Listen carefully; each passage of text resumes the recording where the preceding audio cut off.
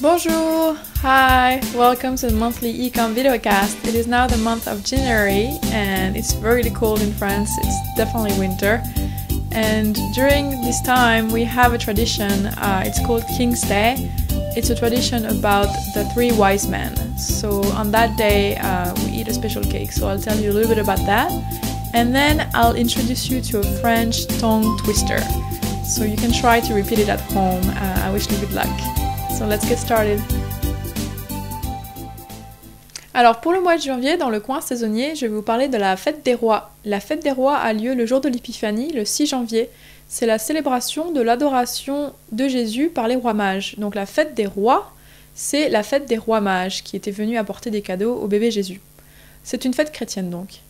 Le jour de l'Épiphanie, en général, les Français mangent une galette. La galette des rois, donc il y a une couronne sur la galette pour le roi. Et en général, la galette est à la frangipane. C'est une sorte de pâte d'amande. C'est très très bon. Dans le sud de la France, à la place de la galette des rois, des fois ils mangent une brioche avec des fruits confits.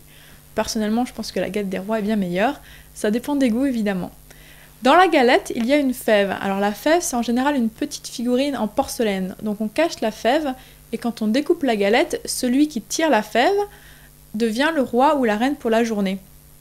Dans les familles, en général, c'est le plus petit qui se met sous la table. Quand les parents découpent la galette, le petit dit « Ah, ça c'est pour maman, ça c'est pour papa, ça c'est pour mon frère, pour ma soeur ». Comme ça, on est sûr que personne ne triche. Donc le petit aide à tirer les rois. Il y a beaucoup de types de fèves et beaucoup de types de galettes. Et si vous allez en France à cette période, je suis sûre que vous en verrez dans les boulangeries. Il y a aussi des gens qui collectionnent les fèves, c'est devenu une chose très populaire. Voilà pour la fête des rois. Alors dans le coin saisonnier, pour le mois de janvier, je vous ai parlé de la galette des rois. Dans le coin culturel, je vais vous parler d'une archiduchesse. Alors vous vous demandez peut-être ce que je raconte, mais en fait, je vais vous expliquer un virelangue. Un virelangue en français, ça veut dire tongue twister. Alors le virelangue est le suivant. Les chaussettes de l'archiduchesse sont-elles sèches, archi-sèches? Donc ça ne veut pas vraiment dire grand-chose. Le but du jeu, c'est juste de prononcer ça correctement. Alors essayez un petit peu.